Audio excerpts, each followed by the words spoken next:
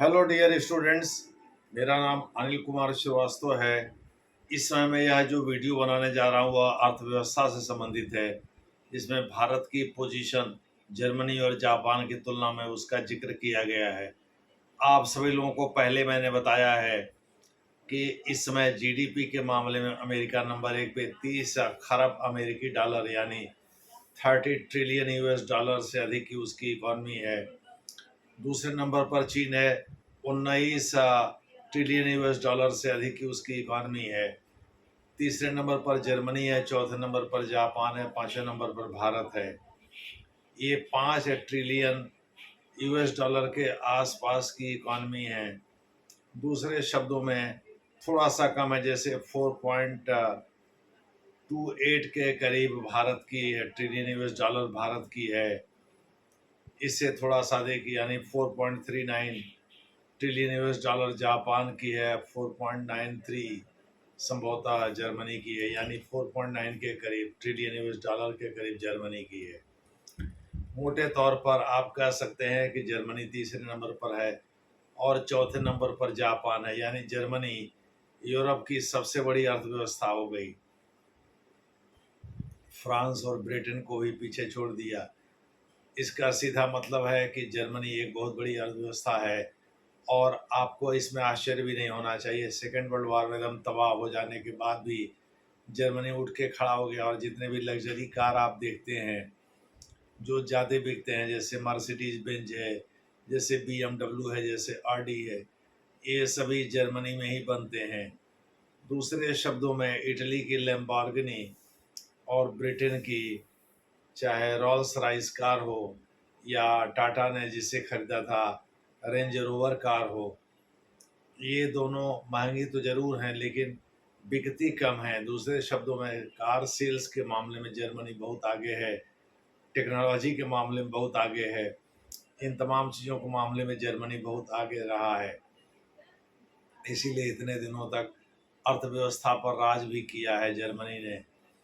Japan में भी यही टेक्निक रही है, बस जापान और अमेरिका के व्यवसायिक या औद्योगिक परिवेश में अंतर बस ये रहा है कि जापान में नौकरियां ज़्यादा सुरक्षित रही हैं, बजाय अमेरिका का। अमेरिका में छंटनी ज़्यादा होती रही है जापान की तुलना में। विलियम ऑची ने इन दोनों का अध्ययन किया है और बताया है कि कारपोरेट जगत जापान में ज़्यादा स्थिर है, जैसे सरकारी नौकरी भारत में है और अमेरिका में कम है। पैसे के लालच में लोग भले अमेरिका चले जाएं, लेकिन जापान की नौकरी ज़्यादा स्थिर मानी जाती रही है। और यही कारण है कि अमेरिका की आईफोन कंपनी, जो विलियम कुक साहब जिसके CEO हैं, जिसके वन ऑफ द फाउंडर्स, जिनकी 2011 में डेथ हुई गई, स्टीव जॉब्स जो थे, 2011 में संभवतः उनकी डेथ हुई थी 56 साल की उम्र में। उन्होंने 70 के दशक में स्थापना किया था एप्पल कंपनी की, और वही 2007 से उसने रेगुलर सीरीज निकालना शुरू किया। आपको पता ही है कि आज की डेट में सोशल मीडिया कितना स्ट्रांग है। 1997 में टिम बर्जनली, संभवतः ये ब्रिटेन थे, जिन्होंने WWW की खोज किया था, वर्ल्ड वाइड वेबसाइट, जिसके आधार पर दुनिया भर के वेबसाइट बनते हैं और उनको ऑपरेट किया जाता है। इसी प्रकार से 90 के दशक में ही, संभवतः 1994 में टॉमलिंसन ने ईमेल की खोज किया था। विंसेंट सर्फ ने 1967 में इंटरनेट की खोज किया था। ये सब इंटरनेट के घटक ही हैं। ये तमाम फैक्ट्स आप लोगों को एक अलग से वीडियो में बना दूंगा, जिसमें मैं बता दूंगा कि किसने किस चीज़ की खोज किया था। मोटे तौर पर आप कह सकते हैं कि जो भारत के भारत प्रधानमंत्री के आर्थिक मामलों के परामर्शदायी आर्थिक मामलों की परामर्शदायी समिति है, इकोनॉमिक एडवाइजरी काउंसिल है, उसके कई सदस्यों का मानना है, खास करके उसके CEO का मानना है या वाइस चेयरपर्सन का मानना है कि भारत की अर्थव्यवस्था 2025 में सबसे अधिक रहेगी, सबसे तेज रहेगी, 6.5% के दर से ग्रो करेगी। वहीं जर्मनी की अर्थव्यवस्था 0.3% की दर से ग्रो करेगी। जापान की अर्थव्यवस्था 1.3% एनुअल जीडीपी इसमें बढ़ोतरी होगी, यानी भारतीय अर्थव्यवस्था सबसे तेज रहेगी। नतीजा ये होगा कि वर्ष 2027 तक भारत को दुनिया की तीसरी सबसे बड़ी अर्थव्यवस्था बनाने का लक्ष्य है।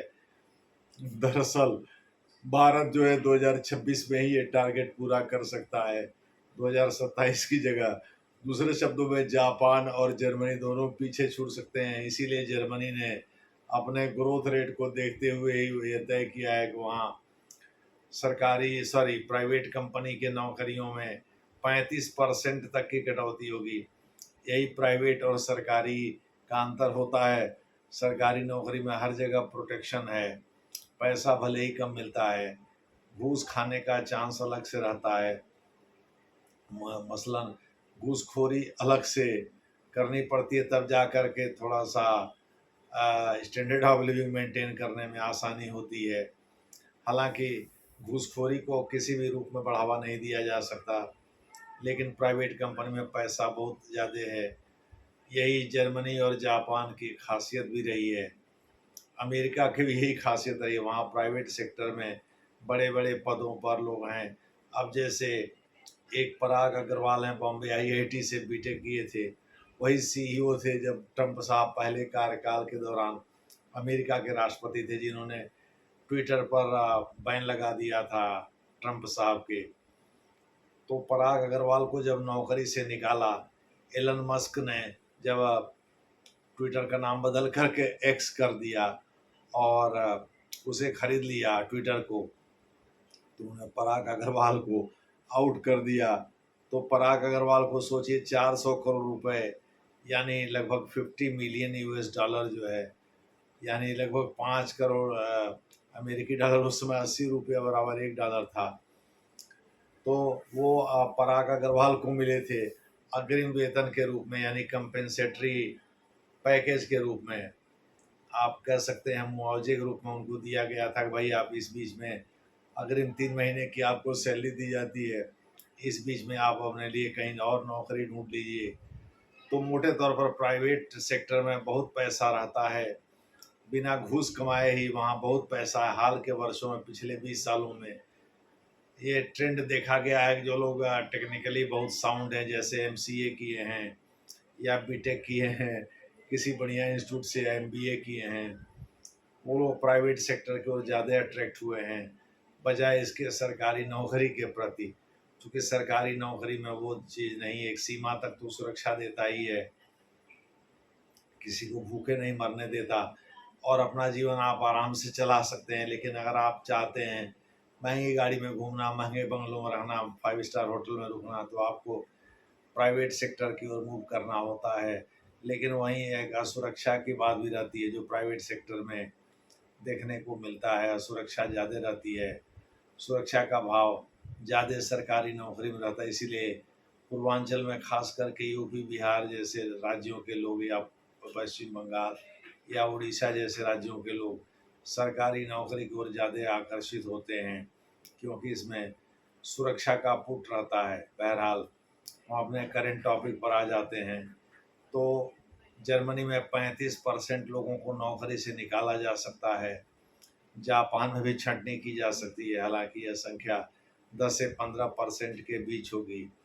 और ग्रोथ रेट की बात की जाए तो जापान की इकॉनमी वार्षिक जीडीपी के अर्थ में अगर बढ़ोतरी की बात की जाए तो 1.3% की दर से बढ़ेगी, जबकि जर्मनी की 0.3%, भारत की 6.5%। भारत की अर्थव्यवस्था विश्व में सबसे तेज गति से आगे बढ़ने वाली अर्थव्यवस्था होगी। ये तो अपने आउटलुक में international monetary fund Kristalina Georgieva, जिसकी मैनेजिंग डायरेक्टर हैं, जो कि बुल्गारिया के रहने वाली हैं, उनके निर्देशन में तैयार किया गया जो वर्ल्ड इकोनॉमिक आउटलुक होता है, उसमें भी ये बात कही गई है। वही भारत की अर्थव्यवस्था विश्व की सबसे तेज गति से आगे बढ़ने वाली अर्थव्यवस्था होगी, यानी चीन को भी पीछे छोड़ देगी। चीन की भी अर्थव्यवस्था आगे बढ़ रही है, लेकिन 4.5% की दर से, 6.5% ग्रोथ रेट किसी का भी नहीं है। अमेरिका या पश्चिमी देशों का तो 2% के आसपास ही है, कम है। तो अगर जर्मनी की economy 0.3% annual GDP growth rate के साथ आगे बढ़ती है और जापान के 1.3%, तो निश्चित रूप से थोड़ा सा आगे इकॉनमी में रहने की वजह से ये लोग हो सकता है कि भारत से जल्दी ही पीछे छूट जाएं और भारत इनको पीछे छोड़कर दुनिया की तीसरी सबसे बड़ी अर्थव्यवस्था हो जाए। वैसे 2027 तक ये लक्ष्य तो है, लेकिन हो सकता है 2025-26 में ही इसे प्राप्त कर लिया जाए। आने वाले समय में कैसा होगा, इसे देखना होगा। धन्यवाद।